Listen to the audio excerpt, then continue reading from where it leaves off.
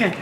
Okay, so next we talked about stopping and so forth, but I suggest that you also, as the rider, right, plan some fun things, right, in your day and in your trip, right? We may just love hammering out the miles all day long, and that is what we enjoy, curvy roads and so forth.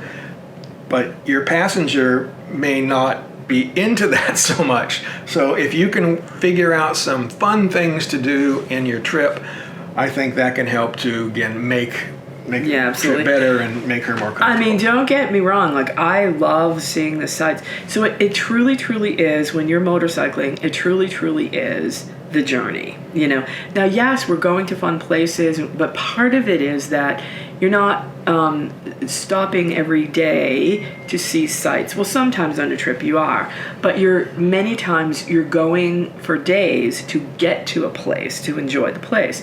And it is very enjoyable, but some fun things along the way. Maybe you're doing some research. Craig's always doing the pre-research. Oh, there's this here, we could go. And recently I asked him, because of a trip that we're planning, how far or how close, where are we going to be? Because there's a place that I was interested to visiting, but it's a little too far off the beaten path, so we won't get there this time.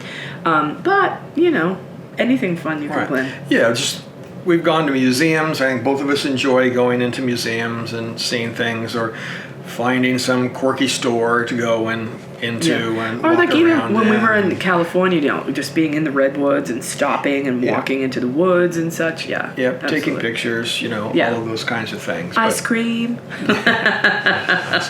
It's a must.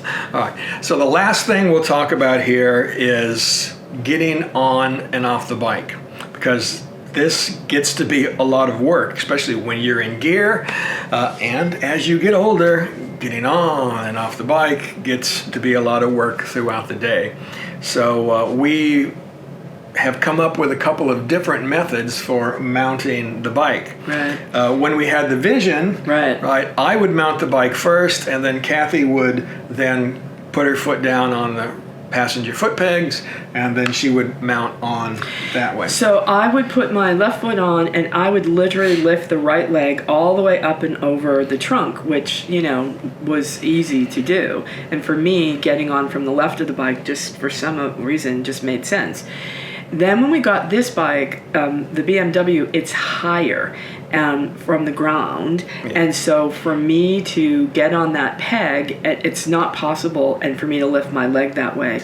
Plus, frankly speaking, I'm not dissing myself because I'm older, but I'm older, and things just change a little bit, So we just figured out, I get on the bike first. I go on his pedal, I throw my leg over, and then I just push myself back.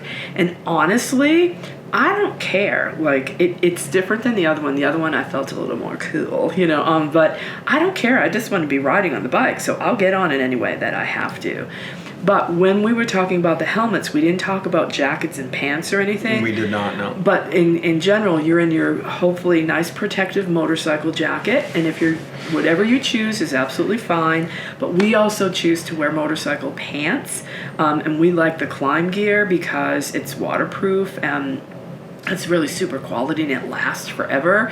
So now you're doing this day, and you have your boots on, and and so the long and short of it is, it's a lot getting on. So I would take the time to practice before you go on a trip, to learn some different ways, to try some different ways, to see what works best for you. Right. Yeah. Definitely practice it, because it is a learned skill to get on and off these bikes comfortably. And I see a lot of people making a lot more work for themselves than they have to, right? Most of these bikes have these great things called kickstands that will hold the bike up, and they have foot pegs, and you can use those foot pegs to mount the bike. You don't need to stand on the ground and try to lift your leg up over the entire bike. Again, use those foot pegs to get yourself up a little bit. So again, I've learned this as I've gotten older and less flexible. right? When I was younger, I would just throw my leg up. But as I've gotten older and I can't, well, even when Cathy's not on the bike with me, I use that foot peg to get on and mount the bike. So again, work on it. As she says, try those things.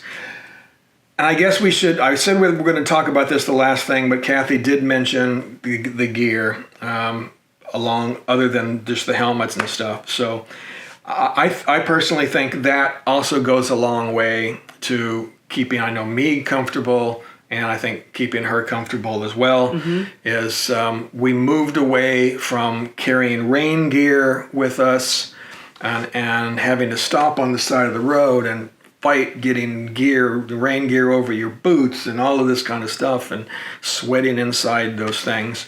And we moved towards the climb gear, which has the Gore-Tex lining and is 100% waterproof. So you see the storm clouds coming, you just zip up the vents and you just keep going. And you keep going. Because one time on the Blue Ridge Parkway, we ended up in a hailstorm without our gear on. I mean, it was crazy. Literally soaked to the bone. Right. You know what? Like, just if you can invest in whatever works for you, and you have this gear for many, many, many, many years, and your boots.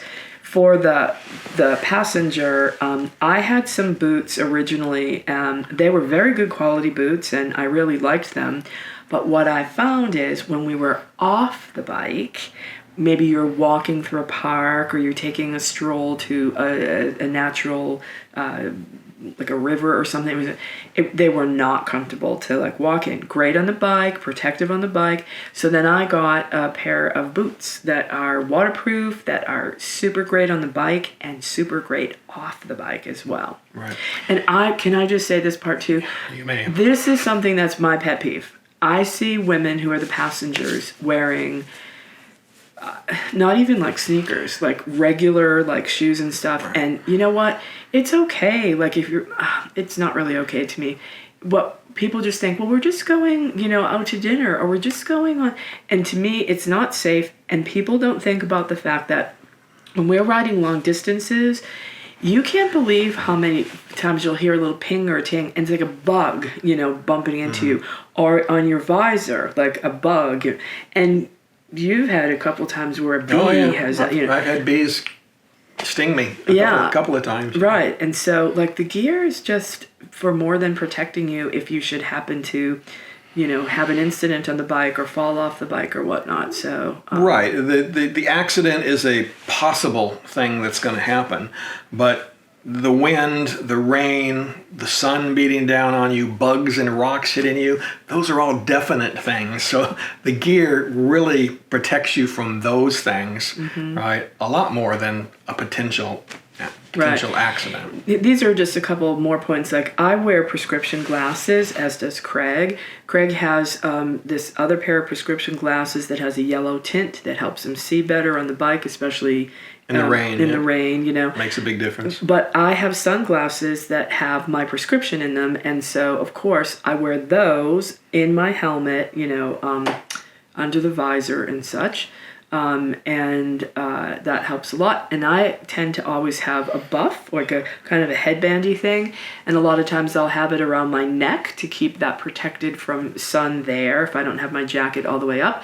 Plus, when I go and stop like at a women's room, I usually will soak it in some cool water and put it back around my neck if we're riding. There's just a ton of things. You're probably going to need that this summer as we're going. I know, but then we talk about the cool vest, which we have, which is going the extra mile here. But there's so much you can do. We've learned a lot. We'll continue to learn more as we are aging on the bike and such. But just get yourself comfortable. Figure out. Don't hesitate to say to your pilot, I gotta pee, or I just need a stretch, or I'm too hot. So when we were on a trip last year, Craig, I think we had 10 bikes with us, and I had my shirt, I had a mid layer, and then my jacket, and really the temperature was increasing. And, I just happened to say to Craig, boy, I'm getting hot. And he's like, do you need me to stop? so you can, and I said, you know what, that would be great. Even though we have $10 with us, we just pull over. Craig just announces, we're just stopping. And if for she's quick hot, there's other people that are as well. So. Yeah. So that, not just communicating, but communicating about your needs keeps you real comfortable, and as you learn. And, overall, to your subscriber who was asking you about this for their spouse, if you ever want to talk, give us a holler. We'd be happy to chat with you. Yeah, obviously, I think we're going to cut the video off here because it's over 30 minutes long. It's a long one, yeah. Probably going to have to break this up into smaller units. That's okay. That's all right. But yeah, that's fine. I think we've had a good discussion here. And if there's anything else that you want to know, ask questions along this video. You can also email me, Craig at craigripley.com, and be happy to answer those questions. Or you can join my online community where we're talking about the trip that we're going to be doing this year. And you can check that out at www.livingofftheslab.com. Join that community. It's absolutely free. And again, you can see all of the planning process that we're doing for this trip. And they could buy some t-shirts. They can buy some t-shirts. If you want to support the channel, also if you're going to buy from motorsport.com or twistedthrottle.com, you can link to them through our website, and it'll help us out by giving us a little bit of commission. So that's right. Plenty of ways to do that. I've got video courses out there that you can also take a look at. So thank you for helping me market. Yeah, because every little penny that we get can go towards this trip. Yes, could go through like a tank of gas or something like that. But thank you for supporting the channel. We appreciate that. All right, guys. I think that's it. Ride safe out there, and we'll talk to you later. Get those spouses and friends and dates and whoever you want to on the back of the bike and have fun. All right. Bye.